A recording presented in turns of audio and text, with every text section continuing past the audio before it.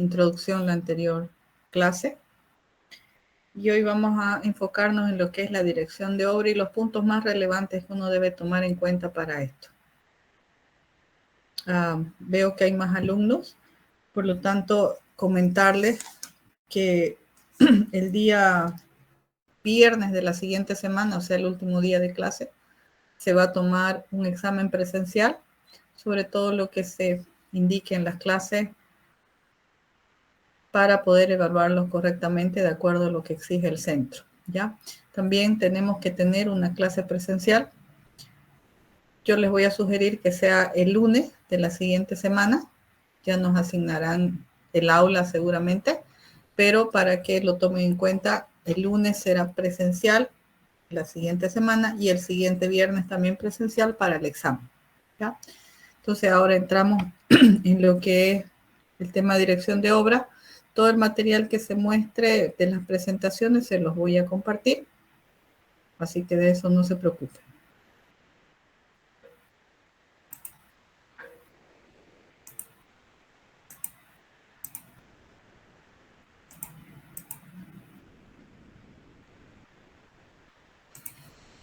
Ya. En forma general habíamos hablado de lo que iba a tratar el curso, de los tópicos que íbamos a hablar de cada uno de ellos, donde tenemos tres actores principales dentro de lo que es la obra, ¿ya? Los responsables de la obra, para mí son tres identificados. Uno que es el contratista, el que ejecuta la obra, ¿ya? Que es representado técnicamente por un gerente, un superintendente, un director, un jefe de obra por él. Luego tenemos a una supervisión de obra, donde lo representa técnicamente un gerente o un supervisor, y este a su vez representa al contratante y es el encargado de exigirle al contratista la ejecución de una obra con esto importante: calidad especificada, tiempo y costo estipulado.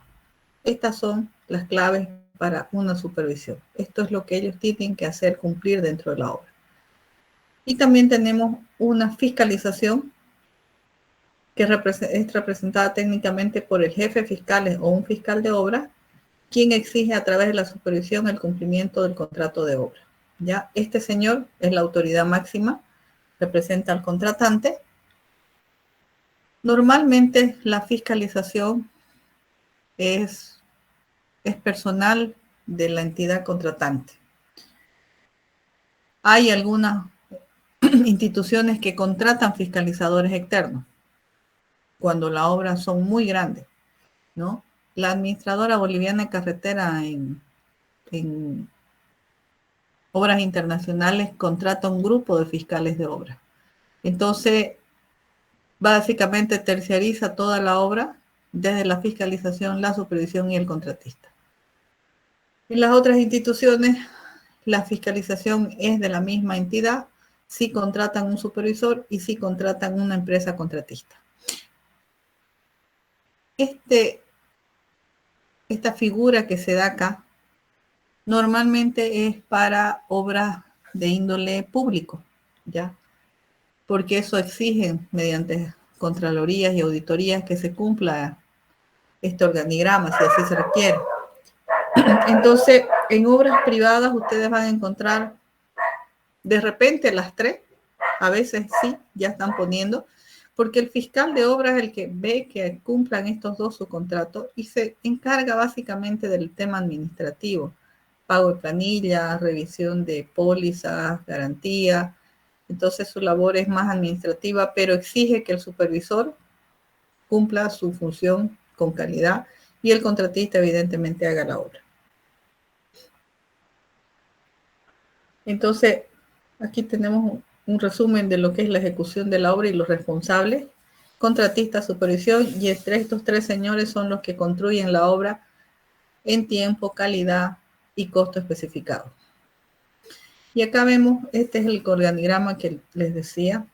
Aquí hay una entidad que es la contratante, una inversión pública del Estado. Aquí pueden entrar las alcaldías, en esta parte, las gobernaciones, pueden entrar las administradoras bolivianas de carretera, CEPCAN, puede entrar la Vivienda, todas las entidades que son gubernamentales, ¿sí? Entonces, a través de ello se hace una fiscalización, que está acá, y él es la autoridad máxima hacia la supervisión y hacia el contratista. Normalmente el contratista, su línea de conducción para dirigirse es a través de la supervisión y a la fiscalización. Tiene que ser algo muy específico para que el contratista se dirija directo a la fiscalización, ¿ya? Normalmente su conducto regular es la supervisión y a su vez a la fiscalización. Lo mismo hace el fiscal. Para hacer alguna solicitud no le pide directo al contratista, le pide al supervisor y al contratista. Entonces, esto es lo que se cumple en obra, ¿ya? Entonces, aquí vemos la fiscalizadora o la fiscalización es representante del contratante, es la autoridad máxima de la obra. El fiscal es la autoridad máxima de la obra. Entrega recursos y verifica su correcto uso. Evidentemente porque es el representante, no es que salga de su bolsillo la plata, ¿no? Pero él gestiona ante la contabilidad, tesorería, que se paguen los recursos. Luego viene la supervisión que controla la calidad, costo y tiempo y el contratista que ejecuta la obra. Este tema del conocimiento de responsabilidades, si bien está en esta situación, se las expliqué bien al inicio. Voy a hacer un breve resumen.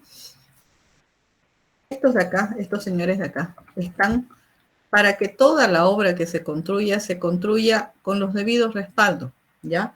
Puede haber una construcción muy bien hecha, pero resulta ser que carece de respaldo si a veces modificaron un ítem, aumentaron algún precio, aumentaron tiempo. Entonces, por más que la obra se haya terminado con la calidad exigida, si esos aumentos, modificaciones no están respaldados, podemos tener luego procesos con contralores y auditores, que es lo que queremos evitar.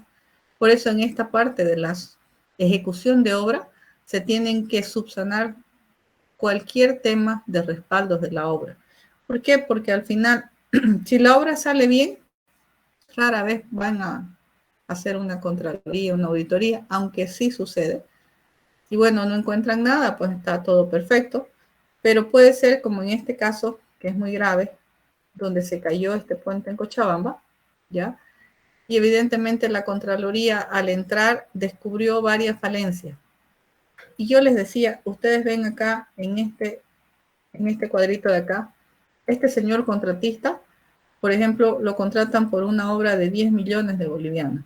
A este señor supervisor, su contrato no va más allá de 1%, 3%. O sea, serán 300.000 bolivianos su contrato. Y este señor fiscalizador normalmente gana lo que gana un funcionario público. Ese es el orden que manejan esto en recursos de los que ellos mismos ganan. Y cuando vemos un cargo de esta magnitud, 11.3 millones, esto no lo dividen de manera proporcional a lo que cada uno de estos actores gana. Si hay un cargo en la obra, si hay algo que la Contraloría detecte que no esté respaldado y que por lo tanto descubra daños al Estado, la cantidad que pongan de multa la dividen en 3 partes iguales, ¿sí? No porque el contratista se haya llevado la mayor parte ejecutando la obra, él va a pagar más que el supervisor o el fiscal. Lo dividen en 3 partes iguales. Entonces eso es lo que tienen que tomar en cuenta, por favor, a la hora de llevar una obra. Todos los papeles tienen que estar en regla, en orden, todos respaldados, todo debidamente documentado. Entonces eso es lo que vamos a ver desde los 3 lados que se ejecuta una obra, ¿ya?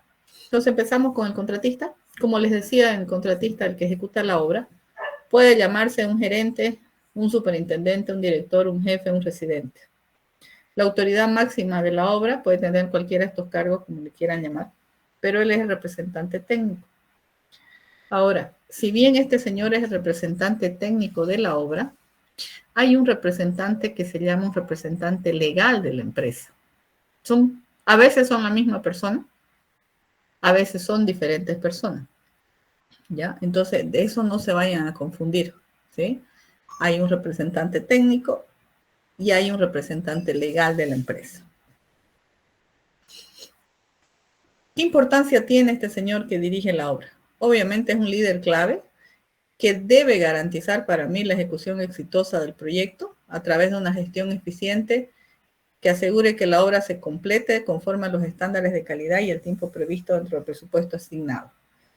Quiere decir que para que una persona dirija una obra, mínimamente tiene que tener una experiencia o una capacidad demostrada para que le asegure a la empresa a la que está ejecutando la obra que su obra se va a construir con toda la calidad que se especifica y dentro del tiempo y con los costos previstos.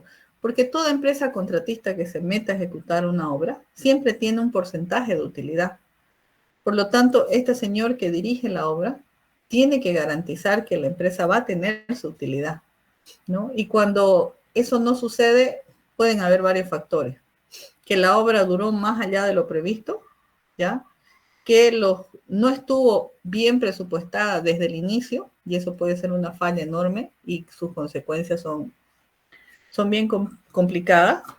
O puede ser que durante la obra no hayan tenido cuidados específicos, controles sobre los gastos que se hacen de materiales, de equipos y de mano de obra. Por lo tanto, el control que debe hacer el director de obra es muy importante.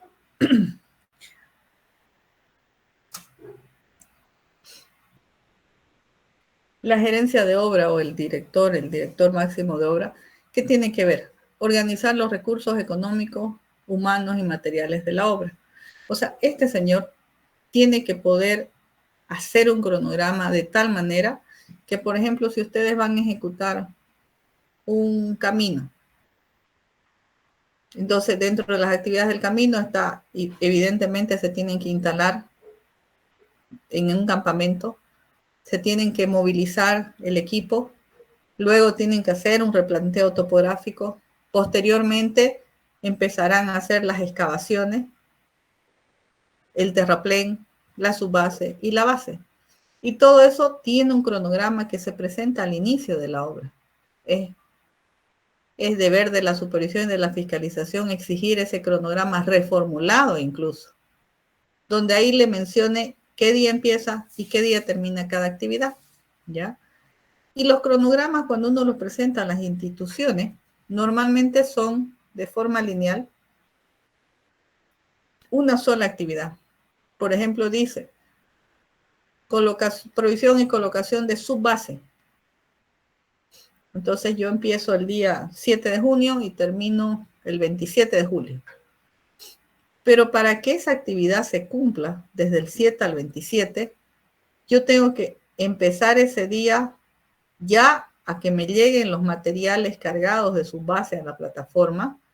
Para eso ya debo tener un terraplén aprobado.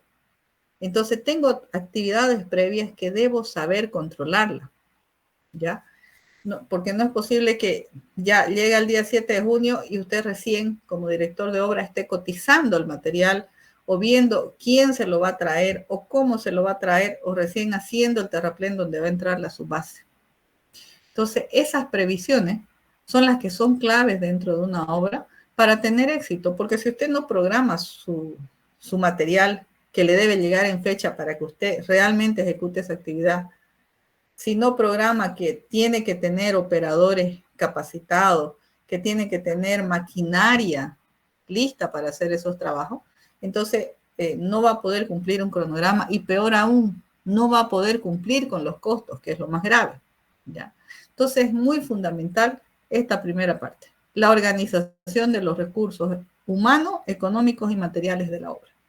Es fundamental. El jefe de obra tiene que poder hacer esa programación y evidentemente exigir a la empresa contratista, bueno, para que yo cumpla tal actividad, si nos vamos al tema de construcción civil, ahí todavía es más notorio. Por ejemplo, si usted tiene planificado ejecutar columnas, para las columnas tiene que tener fierro, hormigón, madera, si es que va a comprar el hormigón, y si no lo va a comprar, tiene que tener mezcladora, agregado, y aquí va a iniciar la actividad, digamos, ¿no? El día que en su cronograma esté para iniciar, usted ya tiene que tener todo eso previsto para que le llegue ese día a obra, ¿ya? De repente puede hacer un cronograma donde esas columnas las subdivida en tareas y a usted así se pueda controlar mejor. Por ejemplo, puede poner acá, vamos a ver si aquí hay un cronograma.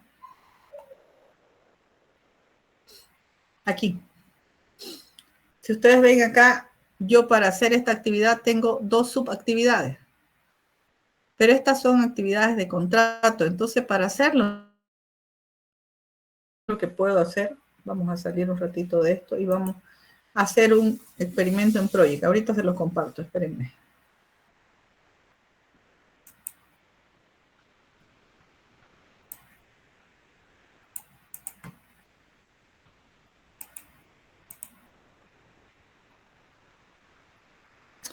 Ya, estoy en el programa que se llama Microsoft Project, donde se elaboran los diagramas en forma lineal, pero también aquí podemos presentar un diagrama donde no solo estén las actividades, sino subactividades.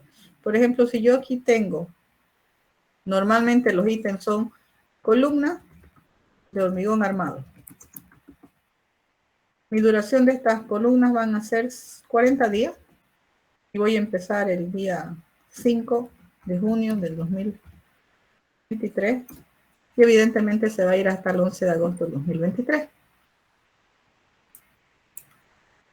Y ustedes aquí van a ver una línea. ¿Dónde está? Ay, perdón, del 2023, 2025, por razón. 5 de junio del 2025 al 13 de agosto del 2025. Entonces aquí ya ven, es una sola línea esa actividad. Eso está bien para presentarle al supervisor, porque el supervisor quiere saber cuándo empieza y cuándo termina. ¿Sí? Pero cuando usted está de la parte de gerencia de obra, usted tiene que poder hacer un cronograma más discretizado que eso. Aquí puede empezar con el tema de cotización de materiales. Evidentemente no es necesario que usted lo haga, usted tiene un departamento de compra. ¿Sí? Entonces, para llegar acá, a empezar a hacerla las columnas, usted tiene que tener varias fases previas. Tiene que tener una cotización de materiales que no le debe durar más de 4 días. ¿Sí? Para que esté antes de esto comprado, vamos a ver cuántos días necesitamos. Luego tiene que hacer cotización de materiales y evidentemente ahí hacen la comparación, todo eso. Luego tienen la compra y transporte a obra.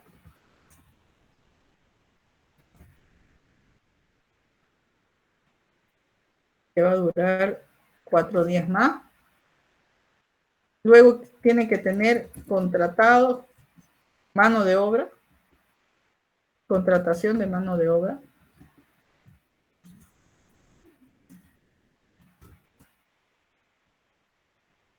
Luego tiene que tener, si lo va a comprar el hormigón o va a llevar mezcladora, equipo y maquinaria. Y cuando tenga usted todo esto, recién va a poder hacer esta columna. ¿Sí? Entonces aquí esta actividad, todas estas actividades se convierten en, vamos a ver si lo podemos subir.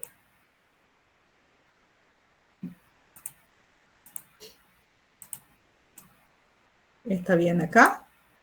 Y todas estas actividades son previas. Entonces tenemos que prever esto 4 días, equipo y maquinaria 2 días. Todas estas actividades son previas. Entonces, para que inicien antes, nosotros teníamos que haber iniciado desde el 25 de mayo. No puede ser, bueno, es domingo hábil, en el 22 de mayo.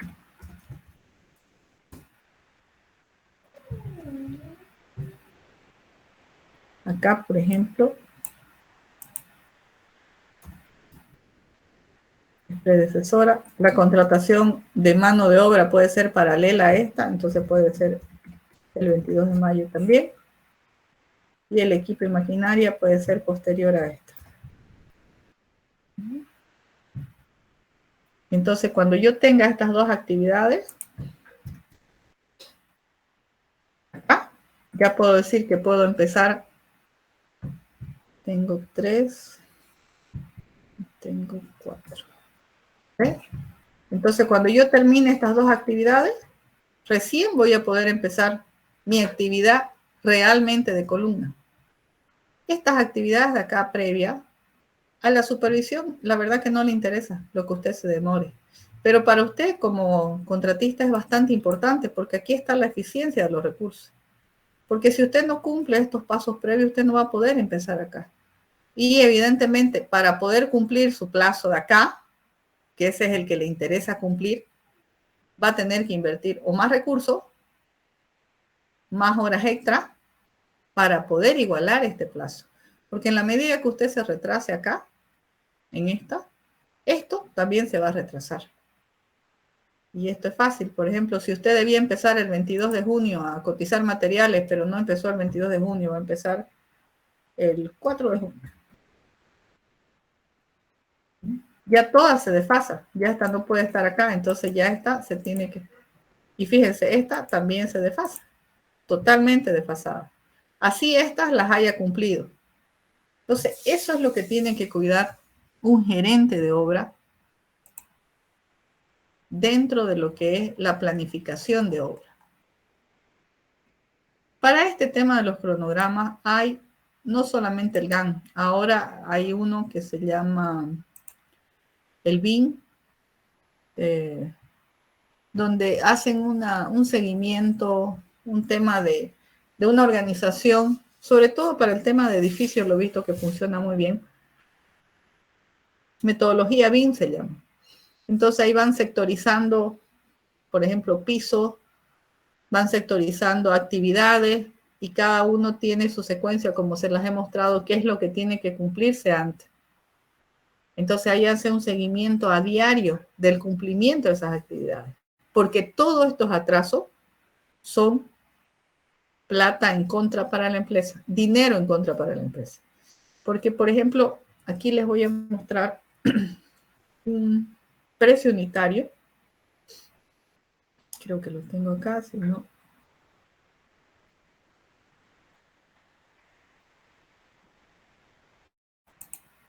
No, no lo van a poder apreciar. Ahorita voy a abrir uno en Excel.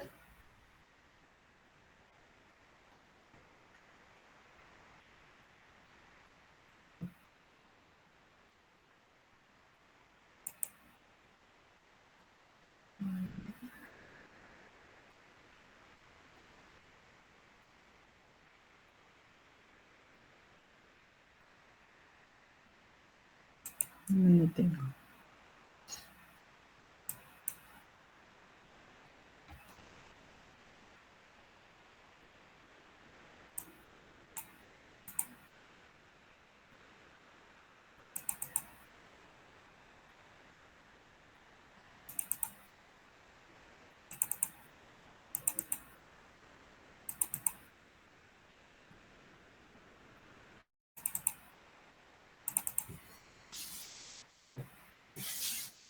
Ya. Esta es una composición de análisis de precios unitarios que evidentemente el gerente de obra debe conocer a cabalidad, porque cuando se hizo la oferta para construir cualquier obra, se tenía que haber presentado un detalle que se llama análisis de precio unitario y luego una planilla resumen que viene a ser el presupuesto, que ahorita se los muestro.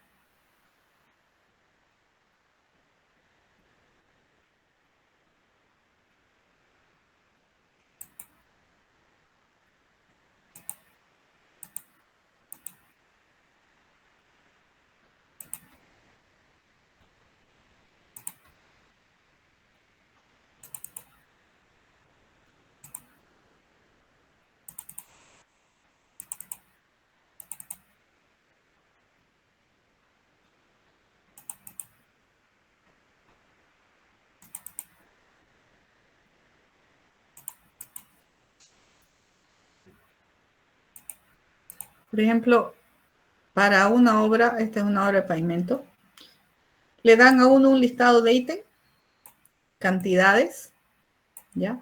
Y precios unitarios, que uno tiene que calcular, cotizar y presentar su oferta. Entonces, para presentar una oferta uno tiene que haber cotizado, tiene que saber de qué se trata la obra. Y en base a eso, la multiplicación de este precio unitario por esta cantidad nos da el precio total. La suma de esos precios totales da un monto total de obra, ¿ya? Estos precios unitarios vienen de una planilla, de unos formularios como estos.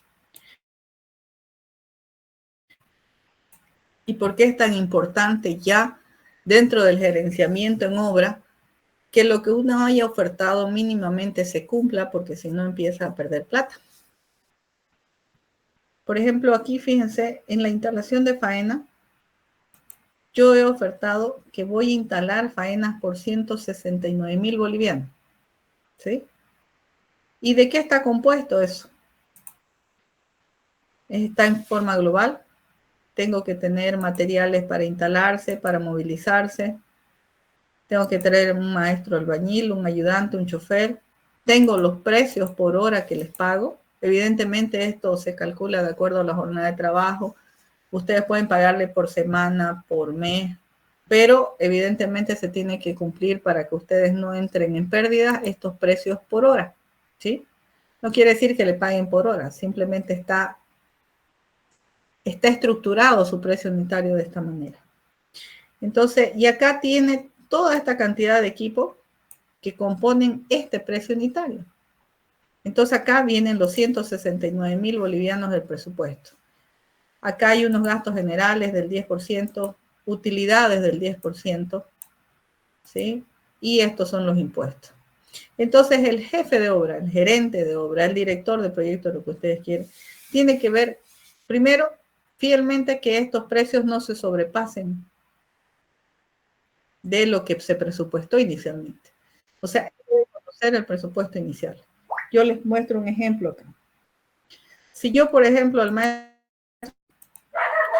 si hacemos el cálculo al revés, son 25 bolivianos la hora por 8 horas al día, le estoy pagando 200 bolivianos que incluye su comida. Si yo digo que no le voy a pagar 200, le voy a pagar 250. Entonces aquí ya sube a 31.25. Y si ustedes se fijan, 169 ya se hace 171. Pero yo no porque le pague más a este señor, el supervisor o la entidad contratante, si este ítem a mí me sale más caro de lo que yo presupuesté, no me lo van a reconocer. A mí me van a seguir pagando los 169.000 que presenté en mi oferta, esto de acá. ¿Sí? Y eso es solo un ejemplo en uno de los ítems. Por lo tanto, yo como jefe de obra tengo que ver que estos precios no sobrepasen de lo que yo presupuesté. Ese es el primer consejo. Ustedes tienen que tener el presupuesto inicial y sobre eso verificar los costos que hay.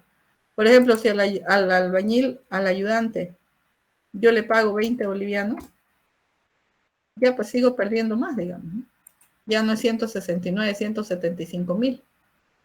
Como esto es por global, obviamente solamente se nota aquí que está perdiendo en todo caso 6.000 bolivianos. ¿Sí? Pero cuando ya es por metros cúbicos, como les voy a poner acá, cantidades mayores, van a ver cómo se magnifica ese tema. Por ejemplo, acá, la excavación con maquinaria. Ustedes tienen ayudante y tienen equipo. Eso es lo que se necesita para hacer una excavación. Y fíjense acá, su costo es, lo voy a escribir acá, 40.92. En el ítem total, ustedes tienen que pagarle a ustedes 22.000 bolivianos, perdón, 923.000 bolivianos. Este es uno de los ítems más fuertes que hay. Su precio unitario multiplicado por la cantidad le da 923.000 bolivianos. Pero si, por ejemplo, ustedes contratan ayudantes que sean más caros, 20 bolivianos. El chofer más caro, 30. La excavadora, ya, 500. 200 acá. Aquí, en precio unitario, ustedes ven que es 46 contra 40,92. O sea, 6 pesos dicen que pueden estar perdiendo. Pero multipliquen ustedes ese precio unitario por la cantidad que tenemos. Ahí recién se ve cuánto significan esos 6 bolivianos. O sea, ustedes en realidad estarían perdiendo no 6 bolivianos, 6 bolivianos por cada metro cúbico. Ustedes están perdiendo 120.000 bolivianos, ¿no? Entonces, tienen que fijarse muy bien en ese tema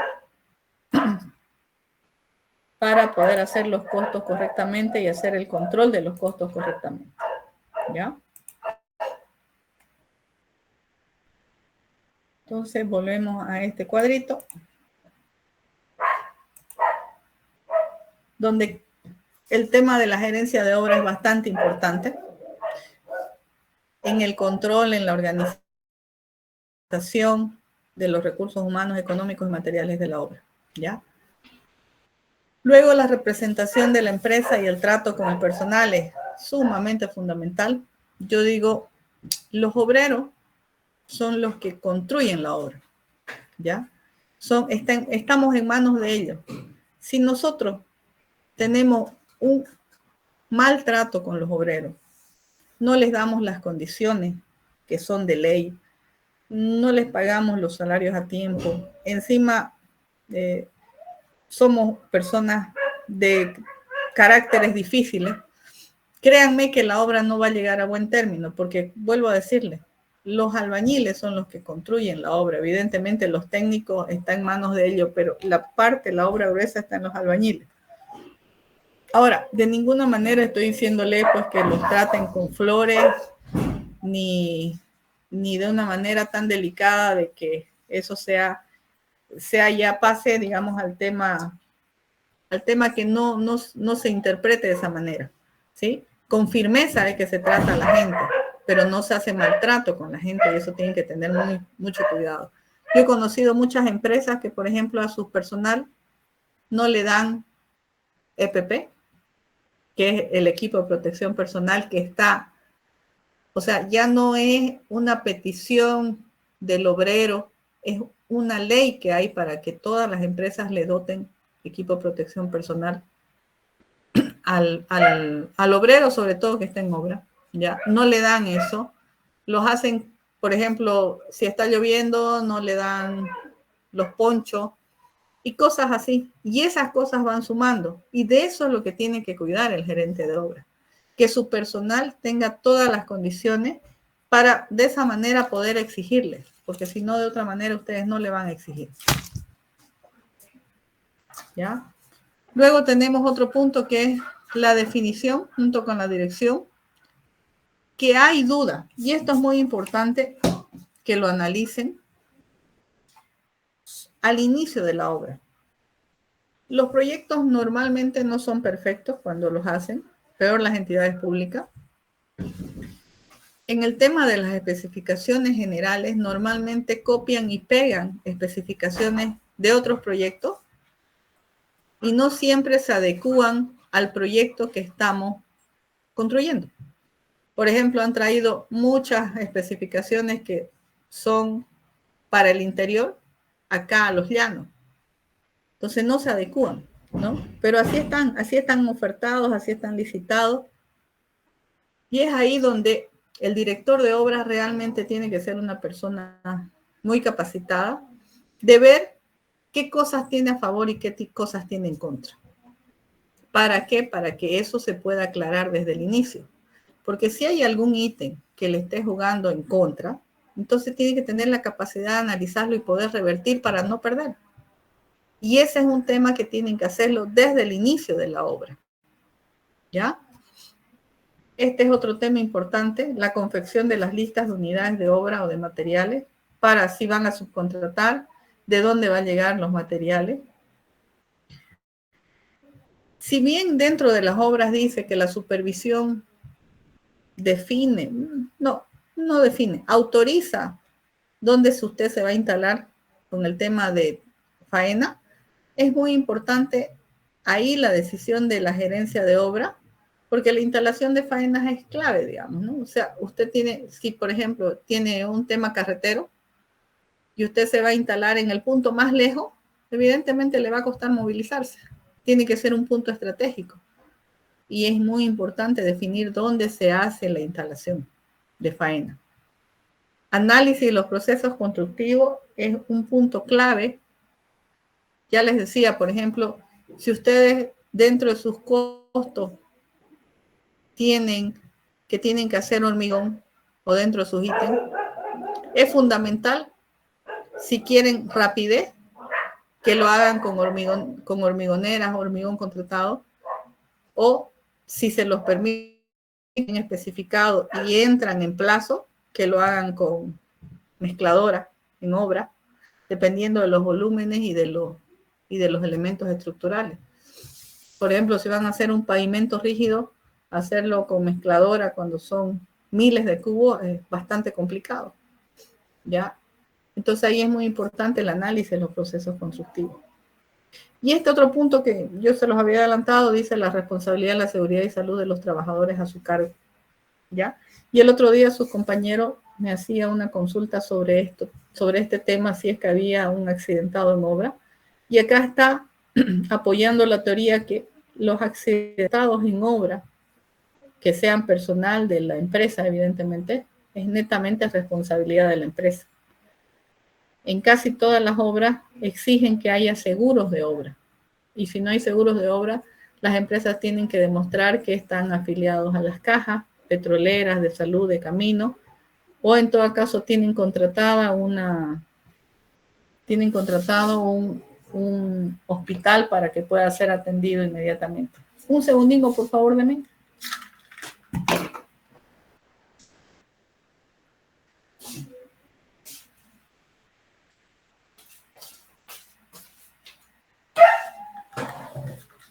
Perdón, ya volví. Y luego está lo que les decía, la planificación de los trabajos mediante los organigramas y la subdivisión, y la coordinación y el seguimiento a la ejecución. También es competencia de la gerencia con la empresa, con el cliente, con los subcontratistas, con la supervisión y con la fiscalización. Y por último, el tema de hacer sus planillas de avance es netamente de la gerencia de obra. Ese es un tema fundamental porque él sabe cómo está construyendo, por lo tanto, él tiene que tener las planillas listas para presentar y poder cobrar los trabajos que ejecuta, ¿ya? Y hay algo que es importante que tengan en cuenta. Todos los contratistas que entran en una obra no entran a perder plata, ¿sí? Entran a ganar plata, porque no son empresas de caridad, ¿no? Evidentemente. Entonces, su función principal siempre va a ser esa, tratar de maximizar los recursos para poder tener ganancias dentro de la obra, ¿ya? A veces, ese tener recursos, tener utilidades, para muchos de los contratistas hacen comprometer la calidad de la obra. Y es algo que les doy como consejo sano. Nunca pongan en riesgo la calidad de la obra. Nunca. Porque después la obra esa puede tener problemas y ustedes a futuro también los tendrán.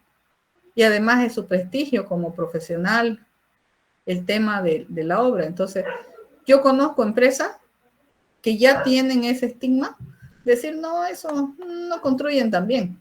Y seguramente ustedes lo van a escuchar. O ese supervisor no controla. O ese fiscal le gusta que le den plata y no hace nada. Entonces, no se ganen esos adjetivos calificativos por un mal trabajo, ¿sí? Siempre cuiden la calidad de la obra, es fundamental. Yo sé que el contratista entra a ganar plata, ¿sí? Pero tiene que entrar a ganar plata cumpliendo las especificaciones, cumpliendo la calidad de la obra. de repente perdiendo un poco de sus utilidades,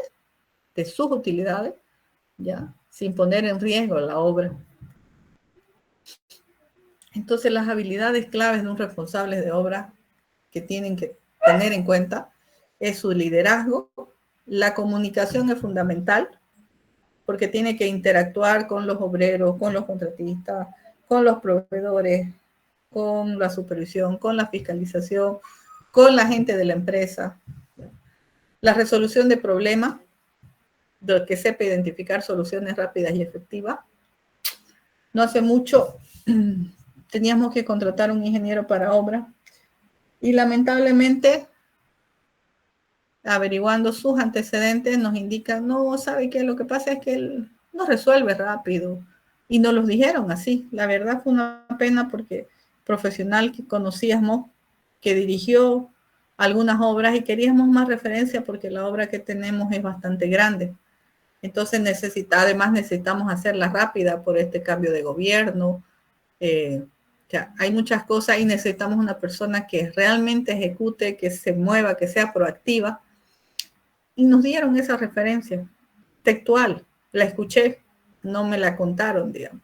No es un ingeniero que no resuelve, que no busca soluciones, porque finalmente para eso estamos estudiando ingeniería civil, digamos, o ingeniería en general, porque debemos buscar soluciones a las cosas, ¿ya?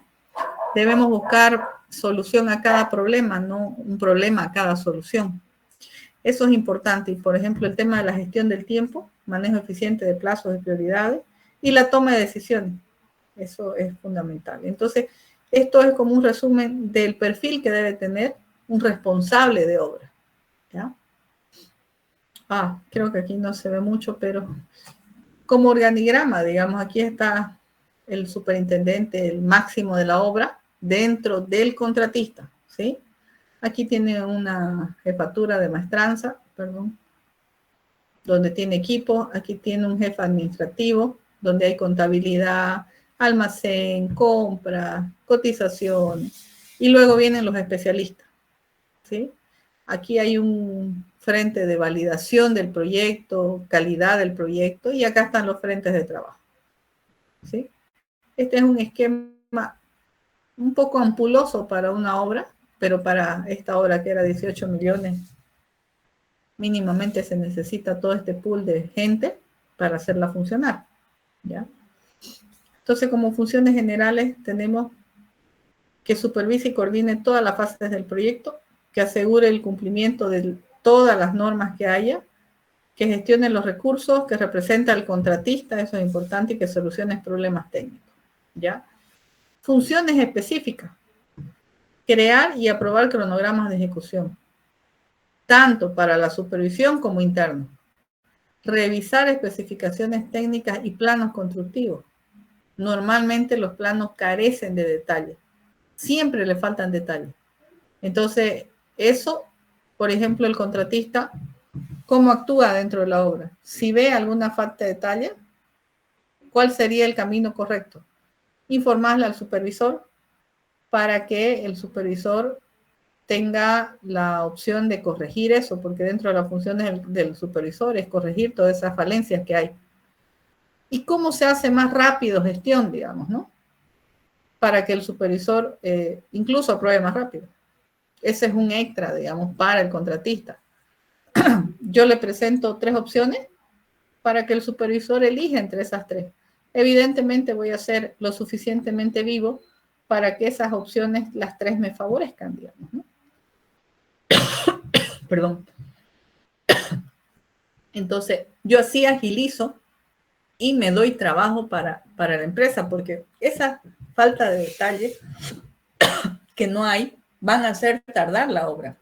Y cada día que se tarda la obra es un costo adicional que luego a mí no me lo van a cubrir. Por ejemplo, cuando hay una ampliación de plazo, yo me atrasé la obra 10 días. Ya, y me van a decir, sí, le aumento 10 días. Pero esos 10 días a mí me significan, como dueño de la empresa, 10 días más del personal, del mismo gerente de obra, 10 días más del administrador, 10 días más del chofer, 10 días más de la oficina. que esos costos no me los van a cubrir dentro de la obra. Me van a dar los 10 días, pero no me van a decir, ah, ya, superintendente, entonces le vamos a reconocer al superintendente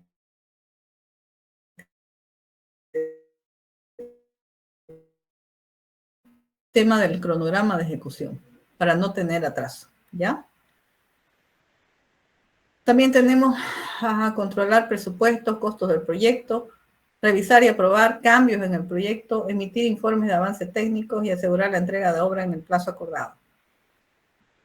Entonces vamos a lo que es el cronograma de obra que se los vengo mencionando y que algo hicimos al principio, ¿ya? Es una herramienta clave dentro de la gestión de proyectos, donde usted puede ver qué actividades tiene que hacer y qué tiempo debe demorarse en cada una de ellas. Para ello usted debe programar actividades previas para cumplirlas, como vimos hace ratito en el ejemplo, para asegurarse el cumplimiento de todo el cronograma. ¿Sí? Normalmente se presenta en este formato que ven en este dibujito de línea. ¿Ya? ¿Y cuáles son las claves de un cronograma? Un listado detallado de todas las tareas: excavación, cimentación, instalación de redes, acabado. ¿Cuánto dura cada actividad? Y esto puede expresarse en días, semanas, meses, dependiendo de la escala del proyecto. Y lo más importante, ¿qué actividad tiene que cumplirse antes o qué actividad tiene que cumplirse después para saber cómo va el cronograma secuencialmente? Por ejemplo, aquí dice, si yo tengo que hacer la instalación eléctrica, normalmente la instalación eléctrica lo pongo a lo último, pero si no tengo las paredes, no voy a poder hacer la instalación eléctrica. Entonces, para hacer instalación eléctrica, yo tendré que haber terminado mis paredes. ¿Sí? Para eso son los cronogramas.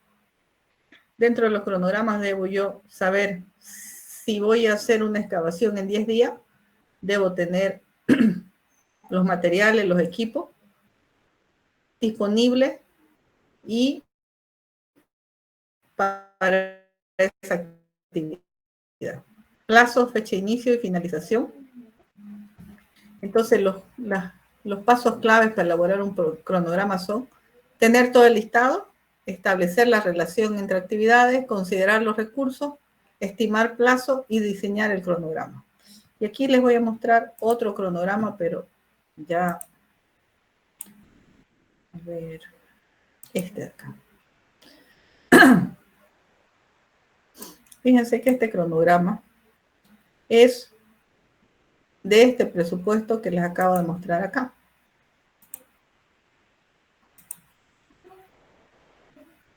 ¿Ya? Pero en este cronograma, ¿qué me exigían en la presentación? Por ejemplo, aquí decía, la obra debía durar 240 días. Esto fue presentado el año pasado.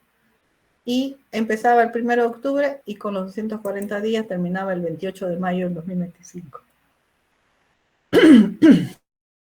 Por ejemplo, aquí tengo la instalación de faena, que me decía el pliego que debía durar 15 días.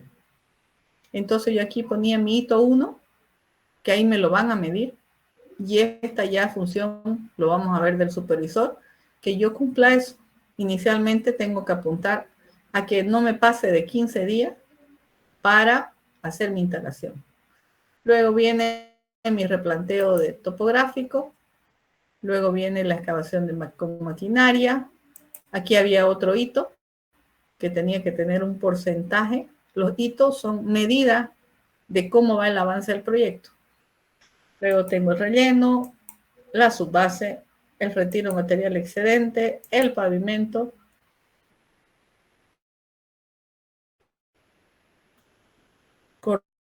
cordón y por último la limpieza. ¿Ya? Entonces el replanteo y control topográfico lo tengo durante toda la obra, porque tengo que acompañar a toda la obra. Luego tengo la excavación con maquinaria. ¿Sí?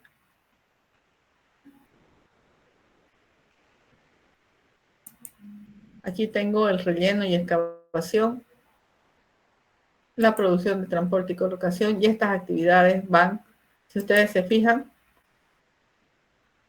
concatenadas unas con otras, para que yo sepa que si esta actividad se atrasa, se va a atrasar esta, se va a atrasar esta, se va a atrasar esta, y así sucesivamente. Entonces mi ejecución y mi tope es el 28 de mayo. Ninguna actividad la estoy programando para que termine después del 28 de mayo. Si ustedes se fijan, esta es la línea que indica que termina el 28 de mayo.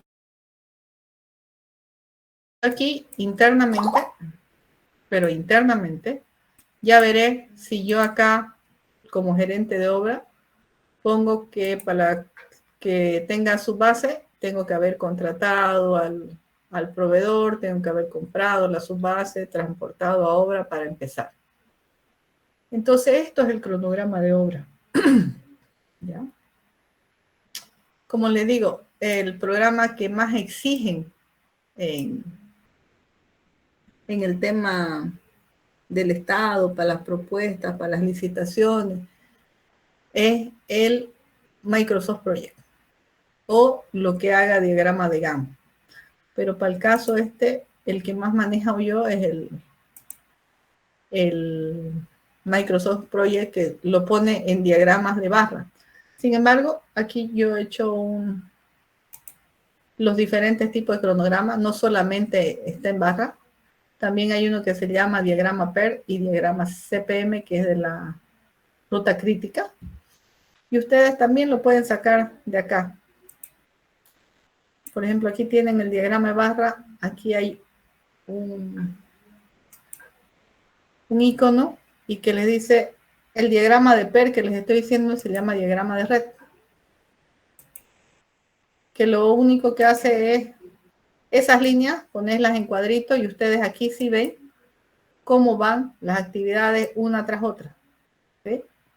Y a veces hay actividades así sueltas. Entonces uno tiene que revisar si estas actividades está bien que sean sueltas, si no tienen relación entre una y otra, o estas actividades las puedo ejecutar en cualquiera de las partes y no me afecta la terminación de la obra. Entonces es un diagrama de red. Este es el diagrama de Gantt, que es el que conocemos. Y el de la ruta crítica, que es CPM, es otro formato que tiene el diagrama, aunque aquí en el Gantt nos muestran ruta crítica, que son estos rojitos. Por ejemplo, esto de acá es ruta crítica. Sí, pero no es el método. Y esto ustedes lo tienen acá en vista, tareas críticas. Y se las activan estas rojitas de acá. ¿Ya? Entonces ya les expliqué el diagrama de Gantt. Son barras horizontales y es la más utilizada, ¿sí? Que viene a ser esta de acá.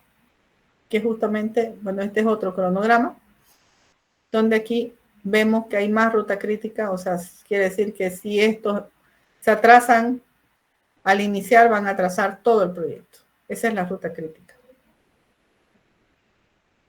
El diagrama de PERT, que es el que le mostraba, que es una representación por medio de una red de tareas, ¿sí? Y aquí usted la ve más objetivamente. Por ejemplo, si ustedes lo ven acá, ven flechitas que supuestamente están concatenadas, pero realmente cómo ve usted esa red es acá, si todas están enlazadas o hay actividades sueltas que indica que puede usted empezar cualquier momento y no le va a afectar, digamos, ¿no? Luego viene el tema de la ruta crítica, que es de otro tipo de representación de cronograma. Las ventajas de tener un cronograma es que clarifica las tareas y su secuencia, facilita la comunicación. Ya si yo le entrego un cronograma a mi contratista y le digo, vos tenés que iniciar aquí y terminar acá, y estas son tus actividades, obviamente él me va a entender qué es lo que necesita hacer y en cuánto tiempo. Permite hacer un control y seguimiento, ayuda a optimizar los recursos y tenemos un plazo inicial y final que podemos visualizar. ¿Cuáles son en el tema de los cronogramas los errores que se cometen para no poder cumplir un cronograma? ¿Ya? Por ejemplo, si ustedes tienen una actividad y tienen que hacer 40 cubos de hormigón y ponen un albañil y un ayudante. Esa es subestimación o subestimación de recursos. O sea, con esos 2 personas no va a poder hacer sus 40 cubos en 5 días. Pero si también tiene 40 cubos y tiene 10 personas, ya se van a estorbar. Entonces usted tiene que hacer un diseño adecuado de su cantidad versus su personal. Ahora, hay actividades que evidentemente se pueden modificar su inicio, o hay actividades que ya están retrasadas, y cuando usted no actualiza su cronograma, entonces no ve qué realmente le está faltando. Dentro de este cronograma del proyecto hay uno de seguimiento. Creo que está acá.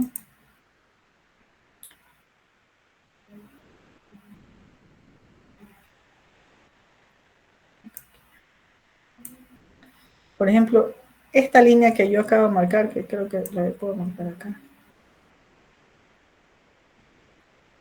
Yo puedo decir que, por ejemplo, esta actividad, abril, la tenía hasta aquí. Y este es hacerle el seguimiento. Pero esta actividad de acá, apenas voy por acá. O sea, no guardan relación. Y si yo no muevo las actividades correctamente, todo se me va a mover.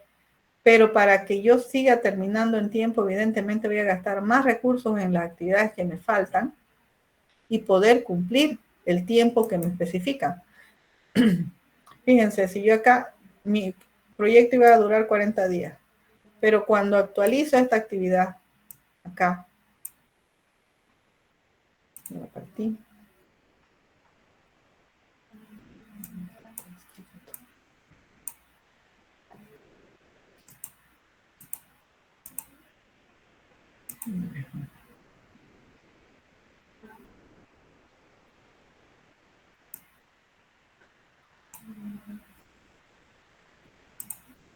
Ya, vamos a mover otra actividad, bueno, ahí, en lugar de ser 240 días, ya se va a 244.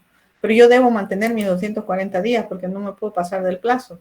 Entonces quiere decir que estas actividades voy a tener que meterle más recursos a todas estas que me faltan para poder cumplir en plazo. Y eso es lo importante de actualizar un cronograma, ¿ya?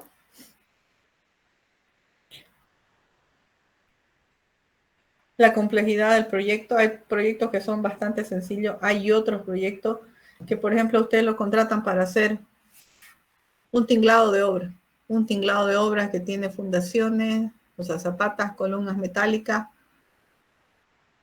cercha y calamina. Pero ese tinglado metálico además había tenido oficinas, y para las oficinas usted tiene que tener instalaciones sanitarias, eléctricas, había tenido baño, y bueno, un sinfín de cosas. Entonces ya ahí tiene que ver de forma integral todo su proyecto para poder definirlo. Y como les decía, aparte del proyecto, hay estos otros programas, Primavera, Smartsheet o Asana, ¿ya? Que también se pueden hacer cronogramas, pero el más conocido y el que le exigen en licitaciones es el proyecto. Entonces, un cronograma es fundamental para un gerenciamiento de obra. Es básico que tenga un cronograma, que sepa cuándo inicia su actividad, cuándo termina, cuándo debe tener recursos para llevar a cabo con éxito cualquier obra o proyecto, ¿ya? Luego vamos a entrar un poquito más a detalle a lo que es el presupuesto de obra. Por ahorita vamos a descansar unos 10 minutitos. Si tienen alguna duda, por favor, abren el micrófono y la hacen, o si no, nos vemos en 10 minutitos para continuar la clase.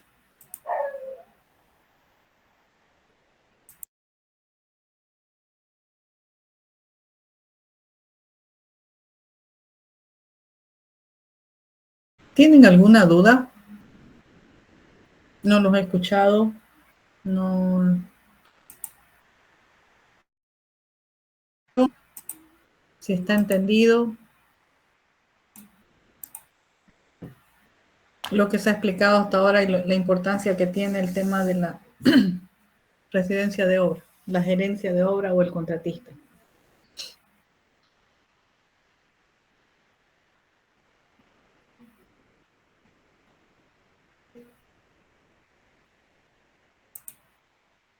Nos vamos con el presupuesto. El presupuesto de obra es una herramienta fundamental en la gestión de proyectos de construcción, ya que permite planificar y controlar los costos necesarios para ejecutar un proyecto.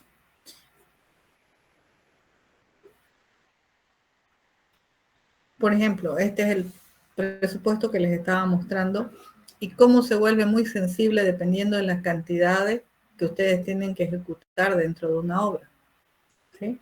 Entonces, lo importante es hacer el control de costo desde el tema de la contratación de recursos humanos, o sea, mano de obra o contratista, como vayan a contratar una obra. Y acá les voy a mostrar un temita en el tema de análisis de precios unitarios que normalmente utilizamos. Si bien este es un formato, por así decirlo, que nos exigen a la hora de presentar las licitaciones, esta excavación con maquinaria, de repente yo no la pago, no pago un ayudante, no pago una excavadora, sino la doy por subcontrato. Entonces, ¿cómo obtengo yo un precio referencial que no me pase? Porque si yo la doy por subcontrato, vamos a volver a su estado original esto.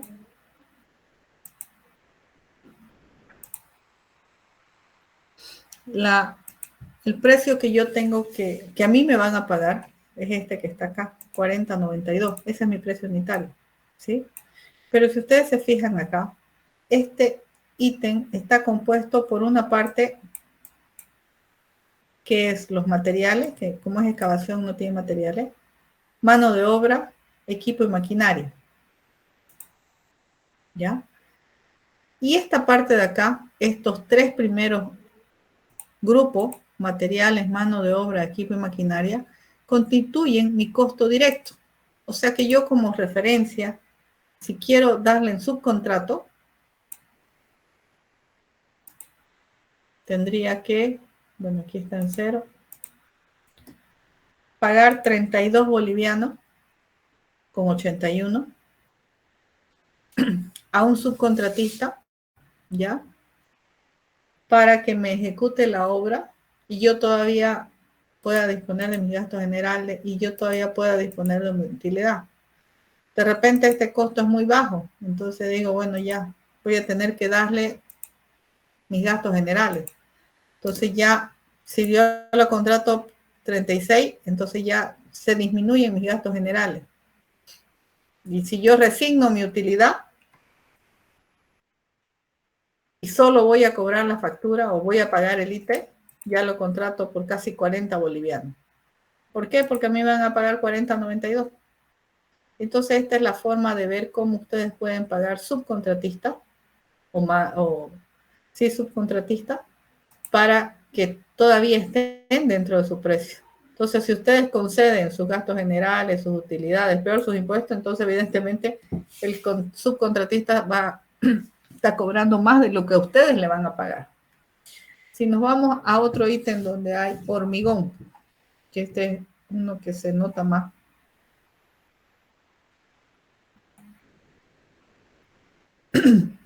Por ejemplo, aquí hay un pavimento de hormigón de 15 centímetros, donde por metro cuadrado está costándome 87 bolivianos solo los materiales. Y si ustedes se fijan acá, yo tengo que voy a gastar en cemento 43, en agregado grueso 21, agregado fino con fibra 450. Eso es el hormigón, 78 bolivianos.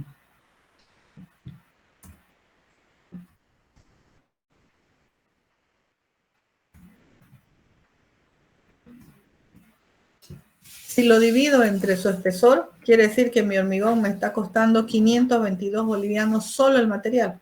O sea, si yo le voy a comprar el hormigón a una planta hormigonera, ¿ya? En materiales estoy pagando 522, pero también eso implica que de acá, de esta parte de la mano de obra, voy a destinar un porcentaje para preparar el hormigón, porque este ítem es pavimento de hormigón. ¿Qué incluye? Que incluye que yo tengo que preparar la superficie, tengo que preparar el hormigón, vaciar el hormigón, protachar el hormigón, hacer la junta, echarle antisol, curarlo. Entonces, ¿qué puedo subcontratar? Por ejemplo, sé que el hormigón en material me va a salir 522. Cualquier hormigón ahorita se lo venden en arriba de 600 bolivianos. Pero usted aquí tiene, por ejemplo, la planta de hormigón y el camión mixer. Si usted lo compra el hormigón, estos dos ítems ya no le suman a su precio unitario. Entonces, usted lo saca de acá.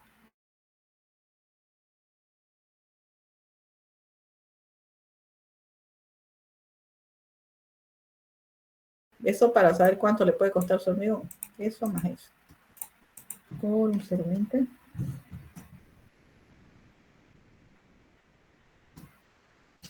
Entonces usted puede pagar por su hormigón sin perder hasta 630 bolivianos. ¿Ya? De esa manera yo puedo subcontratar.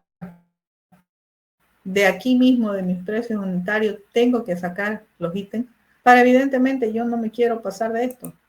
Yo esto incluso tengo que pagar menos. En el peor de los casos, 196 bolivianos, porque si ya pago 202, ya no me queda ni siquiera para pagar mi IT, que es obligatorio. Esto es el impuesto a las transacciones. Por cada factura que usted emita, tiene que pagar un 3%. ¿Sí? Entonces, si usted incluso concede esta parte de acá, ya no va a tener ni para pagar sus impuestos. Por eso es que es muy importante que aquí sepan discernir cómo pueden ustedes elaborar y hacer su metodología, si van a hacerlo en forma directa, si van a contratar el hormigón, si van a contratar incluso la mano de obra. La mano de obra está compuesta en esta parte. Esto es lo que se paga directamente a los albañiles, pero también el presupuesto considera un factor de cargas sociales. Esto es para inscribirlos a la AFP, a la caja, a los seguros, y considera estos, no salió dentro del programa, pero es IVA a la mano de obra. Como la mano de obra no factura, o sea, difícilmente un albañil a usted le entrega factura, un ayudante, ¿ya? Entonces se calcula un impuesto al valor agregado a la mano de obra, para que usted esto lo considere dentro de sus costos. Porque si usted esto no pide factura, de usted después de esto tiene que dar factura. Entonces hace retenciones, eso ya es contable, para que usted tenga un monto dentro de lo que es la mano de obra. Y así está estructurado el análisis de precios unitarios.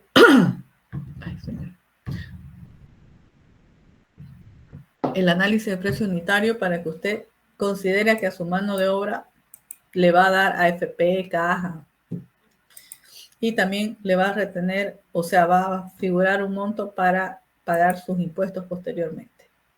Entonces, cuando yo contrato una mano de obra que no me da factura, pues digo, el pavimento por metro cuadrado lo pueden vaciar en 32 bolivianos, un contratista, ¿ya? Pero aquí hay laboratoristas, de repente el laboratorista usted lo tiene aparte, entonces solamente la mano de obra tendría que contratarla máximo en 20 bolivianos o 19.50, ¿ya? ¿Se entiende esta parte? Porque esta parte es importante que vean cómo se maneja el precio unitario. Ojalá hayan visto precios unitarios ya dentro de las materias que llevan o hayan tenido la oportunidad de hacerlo para poder entender este tema del análisis de precio unitario. Básicamente en los análisis de precio unitario, usted para hacer una actividad tiene que detallar todos los materiales que va a utilizar, define una unidad, define los rendimientos que va a entrar por cada unidad de la actividad y obviamente estos precios productivos significan la cotización que usted ha hecho del material. Por ejemplo, el cemento por cada metro cuadrado le voy a echar 45 kilos de cemento. Ahorita en la actualidad, este precio 0.96 ya no está en 0.96, está en 1.10 el cemento. Entonces, esto tienen ustedes que cotizarlo al día, no les sirven cotizaciones del año pasado. El agregado subió, el agregado fino también, la fibra. Los discos de corte, por ejemplo, costaban 1.500, ahora están en 1.800. ¿Sí? Entonces, esto ya ustedes definen el precio con el que se van a presentar. Luego, la mano de obra que tiene sus incidencias, el equipo y maquinaria que van a utilizar para preparar ese ítem. Y esto normalmente se le carga un 5% de la mano de obra. ¿Sí? O sea, lo que... Y se suma para tener cuánto se gasta en equipo. Este 5% de mano de obra son las herramientas. Martillo, serrucho, herramientas menores, ¿no? Y luego se va sumando el costo directo, que le vuelvo a decir, el costo directo está equipo, mano de obra y material. ¿Ya? Cuando ustedes tienen ese costo directo, eso es lo que le cuesta por metro cuadrado, ustedes le aplican los gastos generales. Eso, por el 10% son los gastos generales.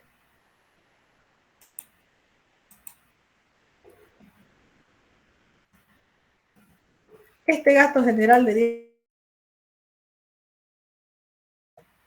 ¿cuánto le va a costar la estructura que va a poner para la obra?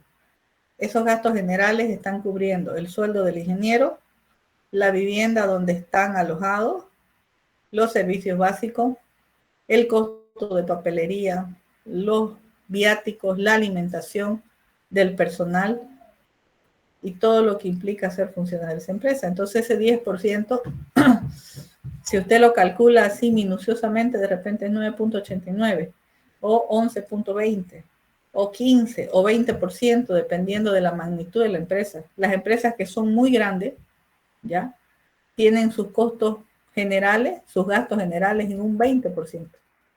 Entonces, evidentemente, esas empresas necesitan obras bien grandes que absorban ese gasto general. La utilidad también es un dato que define el propietario. Yo de esta obra quiero ganar un 10%, quiero ganar un 15%, quiero ganar un 20%. O sea, yo lo defino, cuánto quiero ganar. Pero en la medida que yo aumento estos porcentajes acá o acá, evidentemente mi costo de acá sube. Este fijo, el del impuesto a la transacción, es 309. En cambio, estos otros dos lo define la empresa que va a construir, este y este. Este también es fijo, 5%. Puede ponerle hasta 3, pero estos dos. Este dice un rango de 55 a 71. Usted puede elegir si quiere asignar 55, 56, 57, 57.2, 57.8 y no debe pasarse el 71.18 en este valor. ¿Sí? No puede pagar más por eso. Aquí considera las vacaciones, los aguinaldos, todo eso cubre este porcentaje. Esos son obligatorios. Bueno, depende de usted el que asigna. Aquí lo ponemos. Este fijo, 14.94. Este es variable entre este rango. Este es variable, este es variable, este es variable y este es fijo. Son porcentajes que están definidos dentro de un costo unitario y son los que se estandarizan para presentar las propuestas, ¿ya? Entonces, a la medida de que yo estos los elevo, ¿ya? Obviamente mi costo unitario se eleva y dejo de ser competitivo. Entonces, tengo que tener un punto de equilibrio en esto. Por ejemplo, hay una entidad gubernamental que se llama la UPRE,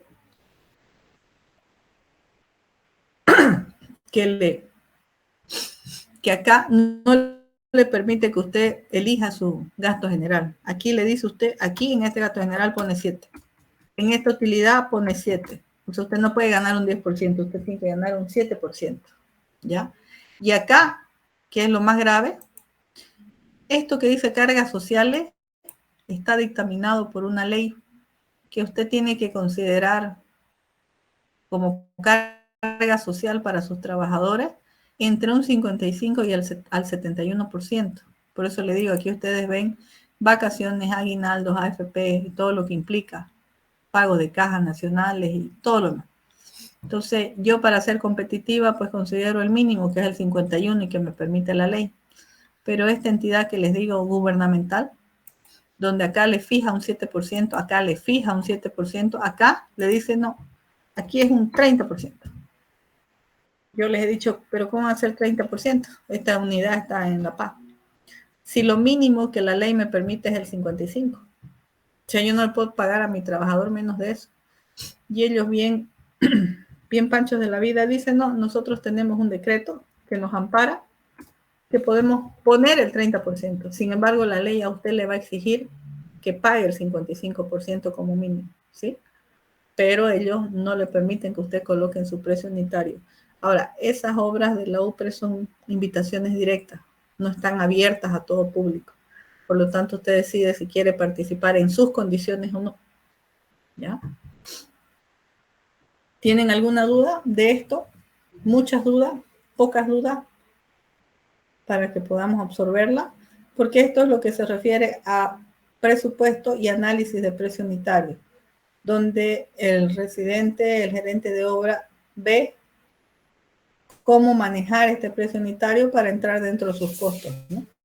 Para que esto que usted aquí programó, 10%, se cumpla. El 10% de la obra yo la quiero en utilidad, entonces tiene que apuntar a no sobrepasarse en los otros costos para obtener su 10%.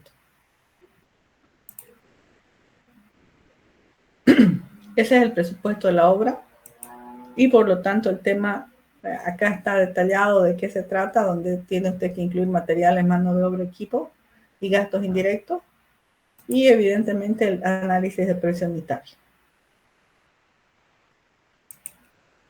Los objetivos de un presupuesto son planificar los recursos económicos, establecer una base de control financiero, facilitar la comparación de las diferentes propuestas de contratistas.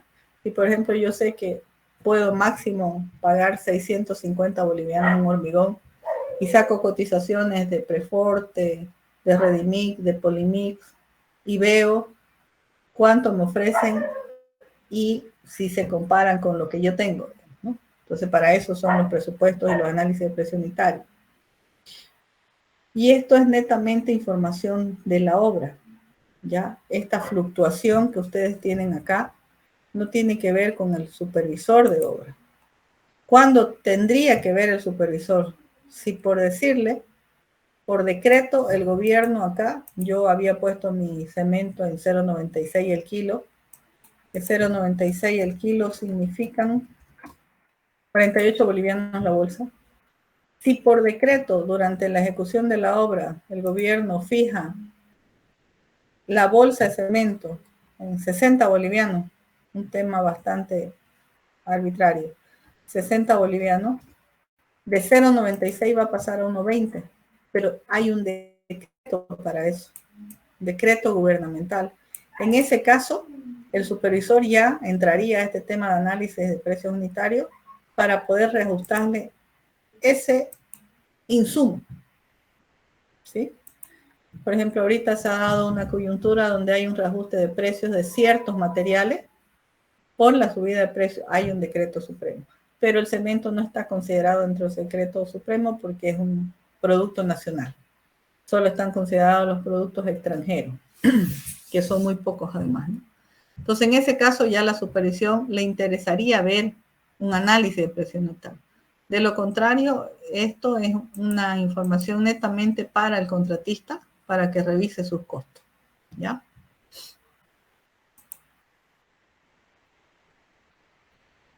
Y por último, vamos a lo que es las especificaciones técnicas, que para mí estas son fundamentales, ¿ya?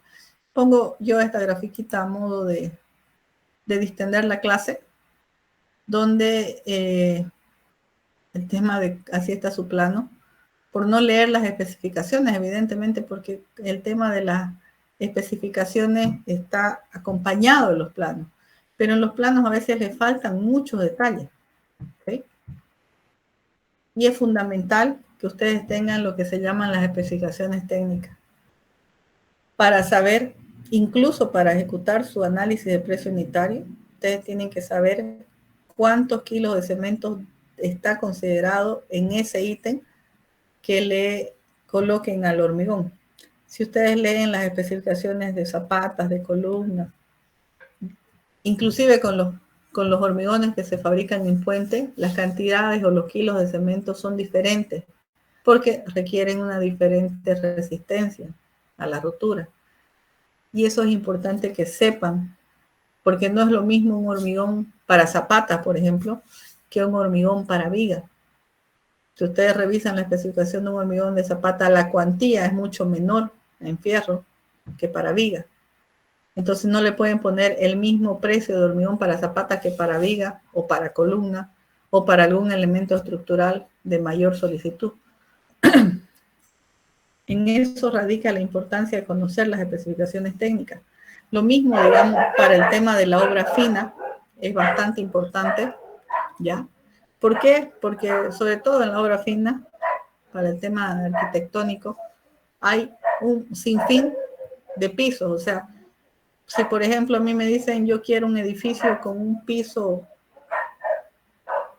cerámico, ustedes van a Tercer Anillo y Barrio Lindo y cotizan piso cerámico y hay N cantidad de piso cerámico, N calidad de piso cerámico, y se van, por ejemplo, el Adimar y hay otra variedad de pisos cerámicos. Entonces, para que usted se englobe en un tipo de calidad y pueda presupuestar bien la obra y luego comprar lo que usted ha presupuestado, tienen que saber qué especificación técnica. Piso cerámico de 40 por 40, de 30 por 30, rojo, con liso, o sea, ¿qué tengo que comprar en piso cerámico? ¿Qué tengo que presupuestar en piso cerámico? ¿Por qué? Porque es posible que, por ejemplo, le dijeron piso cerámico, usted no leyó la especificación y presupuestó uno que cuesta 30 bolivianos. Y resulta ser que la especificación de piso cerámico decía más abajito y ni tan en letra chica, de alto tráfico. O como aquí dice, tráfico pesado. Y ese 30 bolivianos se le va a hacer 90 o 100 bolivianos, hasta más. Entonces, por eso es que es bastante importante que también verifiquen sus especificaciones técnicas, ¿sí? Porque son diferentes tipos. Lo mismo pasa en las luminarias.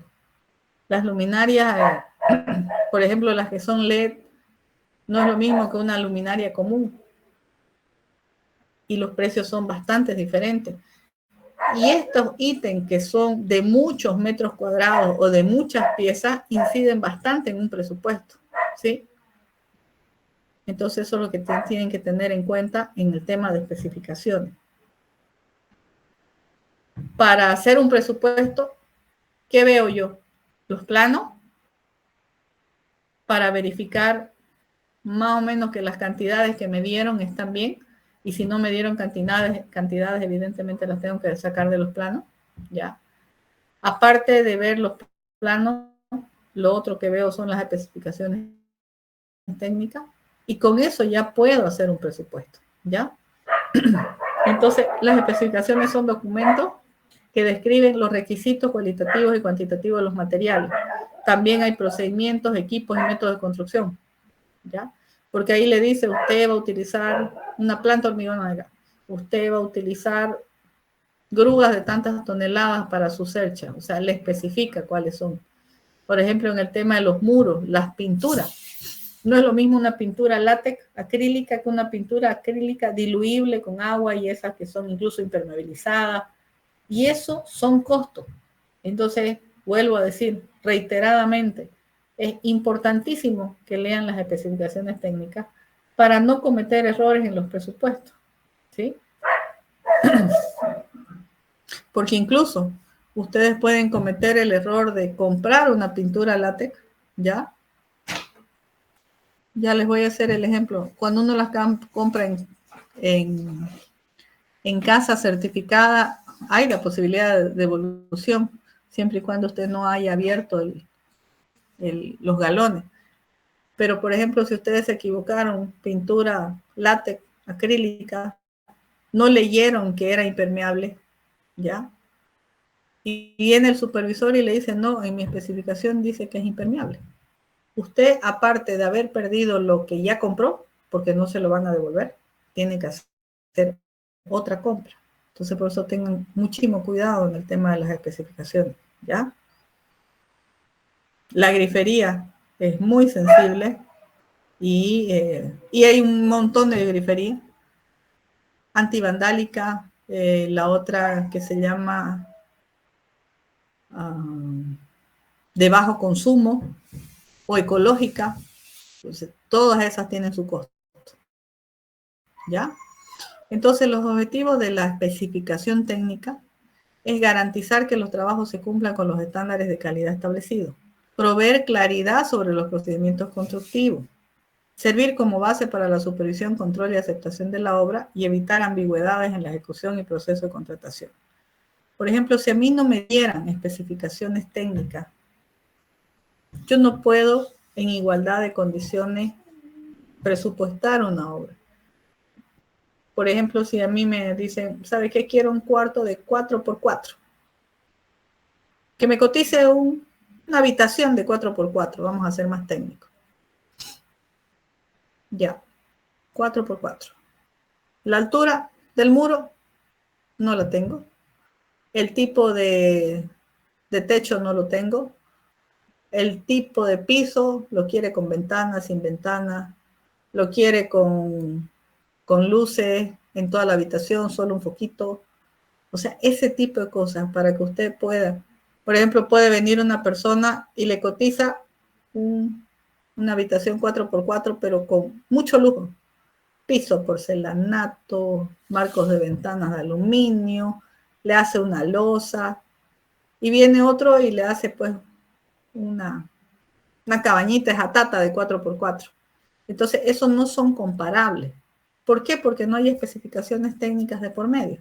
Por eso es importantísimo que lean las especificaciones. Y ya les voy a mostrar en una licitación más adelante donde se ubican las especificaciones técnicas, pero además de eso, cuando entran a construir cualquier obra, primordial del jefe de obra pedir las especificaciones.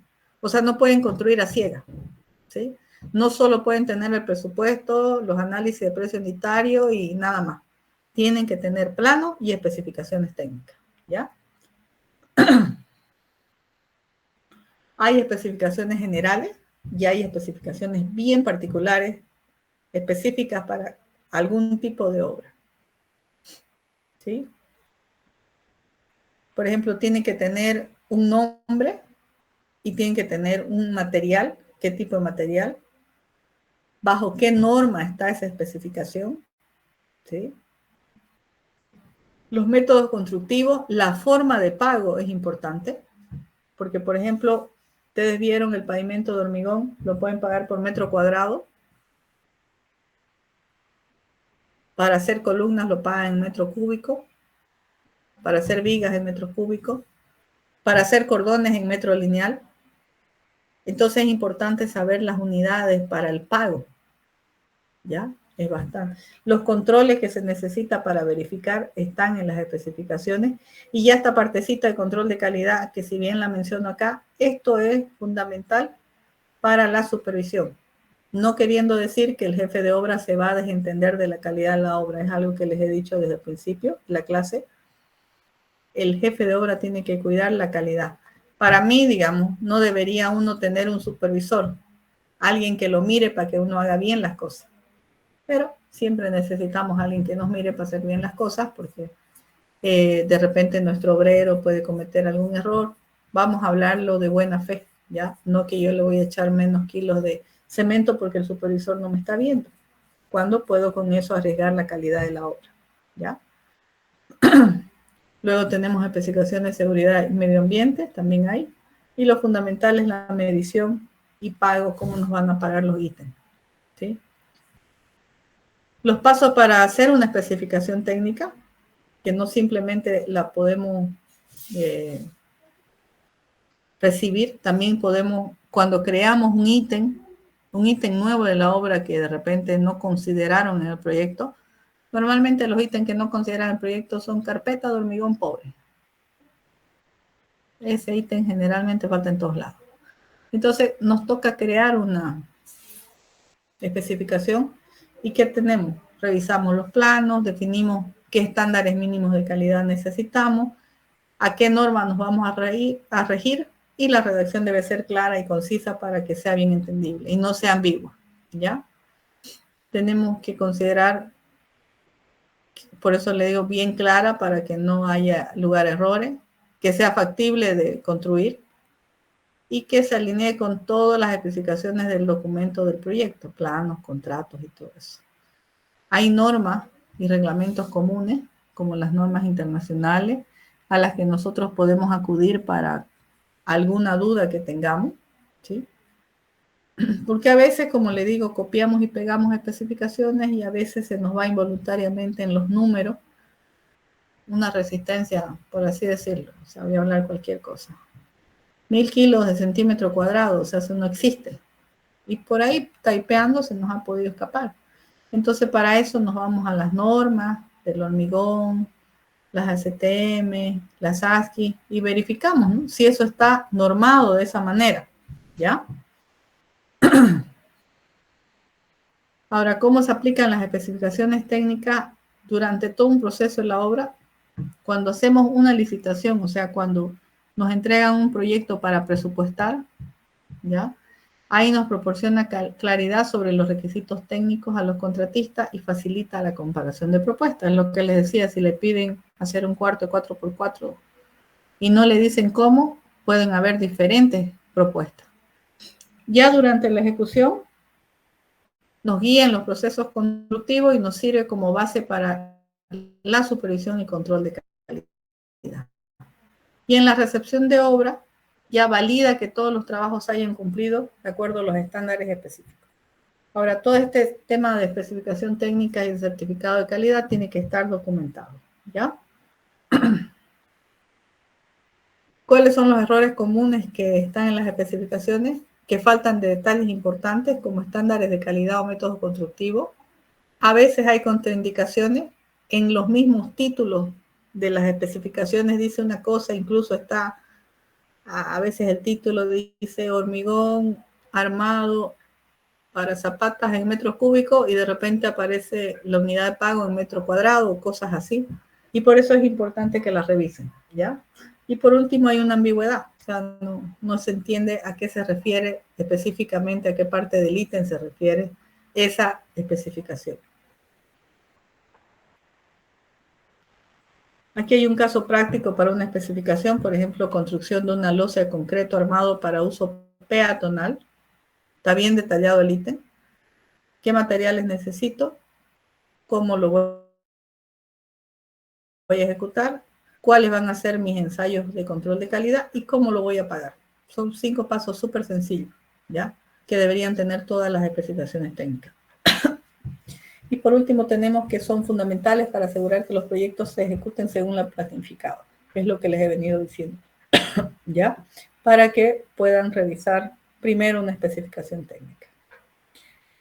Luego vamos a ver el tema de contrato de obra, que es un tema fundamental, pero eso ya lo vamos a ver el viernes, ya se nos hizo las 9:25, creo que nos da para verlo hasta las 9:30, sí nos da porque este temita es un poco largo antes de entrar a la supervisión, ¿ya?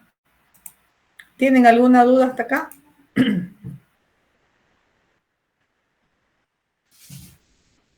Ya, un contrato de obra es bastante fundamental dentro de las ejecuciones de las obras y para cualquier negocio que ustedes hagan, ¿no?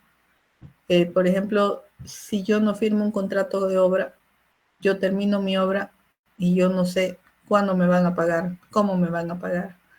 Y pueden ser muy amigos míos, ¿no?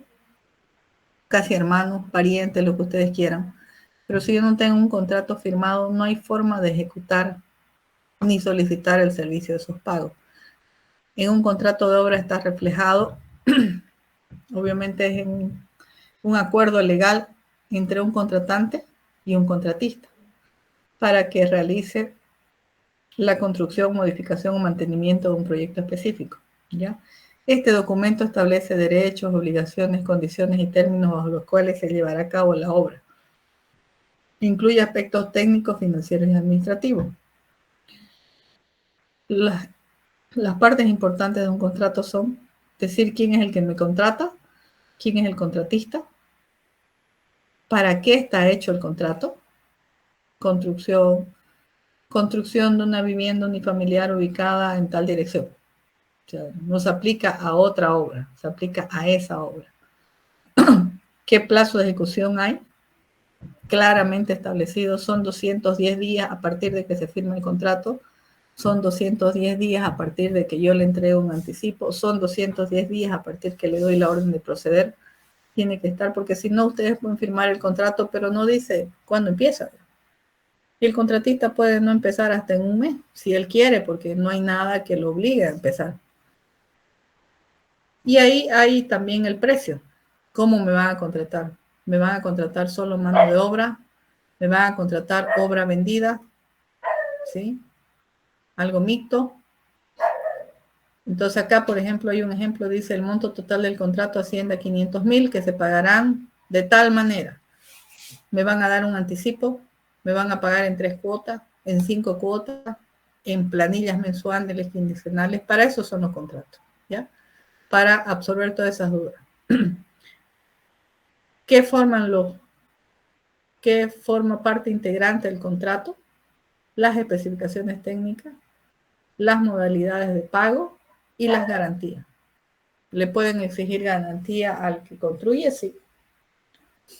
Claro que sí. Se debe detallar las responsabilidades del contratante y del contratista. Si, por ejemplo, el contratante no le facilita las cosas al contratista para que ingrese a la obra, si tiene que hacer un camino, pero no ha hablado con los vecinos, y cuando usted entra como contratista, los vecinos no lo dejan construir, eso es responsabilidad del contratante. Entonces el contratista tiene que decir, yo ya liberé el derecho de vía, no hay problema que ingrese a trabajar. ¿Sí? También obligación del contratista, que todo lo que haya ofertado lo ponga en la obra. Si dijo que tenía 5 especialistas, pues los 5 tienen que asistir a la obra. Si dijo que tenía 5 especialistas, pero que iba a ir uno cada mes, entonces así lo tiene que hacer. Por eso es importante todo lo que dice el contrato. ¿Sí? Y lo mismo, hay penalidades por incumplimiento. Si el contratista no cumplió su plazo, hay una penalidad, hay una multa. Si el contratante no le pagó en la fecha que debía pagarle, también hay multa, ¿no? Entonces, estos son los tipos de contratos que puede existir. Hay contrato a precio fijo, por precio unitario. O sea, aquí por precio fijo, bueno, le dicen, usted me la hace en 1,000,000 y cómo la divide usted la obra por hormigones, o sea, 1,000,000. Y ya puede ser que le vayan pagando en cuotas. Después por precio unitario es lo que les he mostrado, bajo un presupuesto, entonces usted tiene un avance, en base a ese avance lo multiplica por su precio unitario, esas son las planillas. Hay otro llave en mano, ese implica de que usted hace el diseño, usted se supervisa, usted construye y usted entrega la obra. Y bueno, hay otro tipo de contratos de obras públicas y de administración delegada, ¿sí? Aquí hay, en síntesis, lo que es obligaciones del contratista y del contratante, ¿sí? Por ejemplo, el contratista es ejecutar la obra conforme a las especificaciones técnicas y dentro del plazo, proveer materiales, mano de obra y equipos necesarios, cumplir con las normativas de seguridad, salud y medio ambiente y garantizar la calidad de los trabajos. Esto está en todos los contratos de los contratistas. ¿Y cuáles son las obligaciones de los contratantes?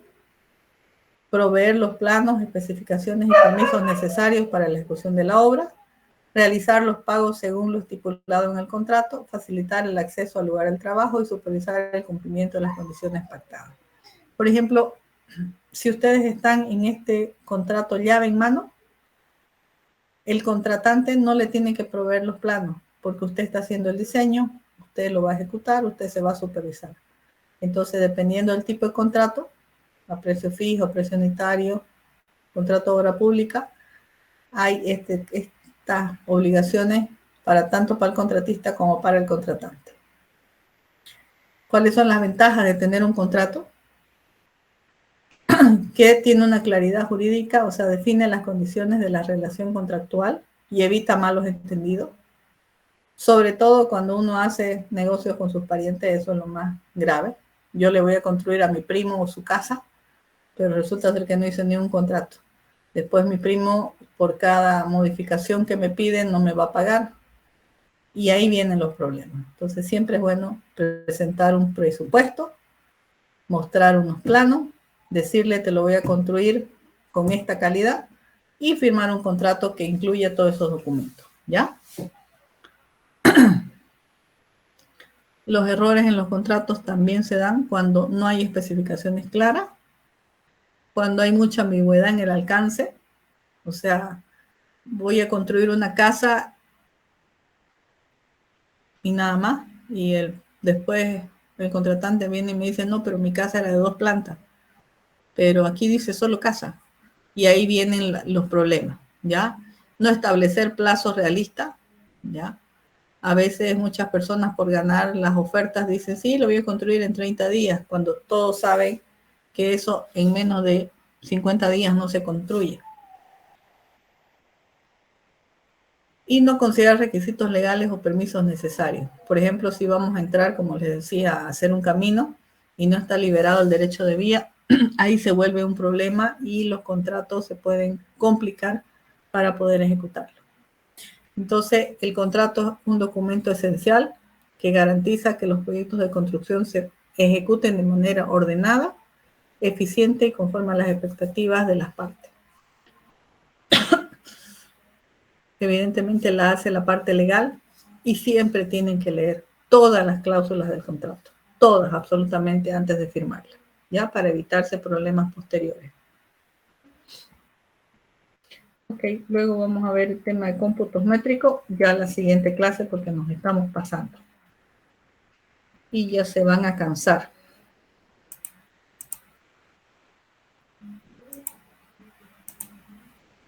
Ya, entonces quedó claro las fechas de que vamos a pasar las clases presenciales y el examen. Sí, general. El lunes a las 7:30 nos vemos en clases presenciales y el siguiente viernes a las 7:30 en el examen, ¿ya? Este viernes continuamos de manera virtual. Vamos a pasar un poquito más de lo que es residencia y vamos a empezar a lo que es la supervisión, que realmente ahí se ve la parte documental, las modificaciones. Y eso es más complejo que la parte de la residencia. El residente de obra se dedica más que todo a construir, pero el supervisor tiene que ordenar un poco en papeles y respaldar todo, ¿ya? Que tengan buena noche, nos vemos el día viernes a las 7:30.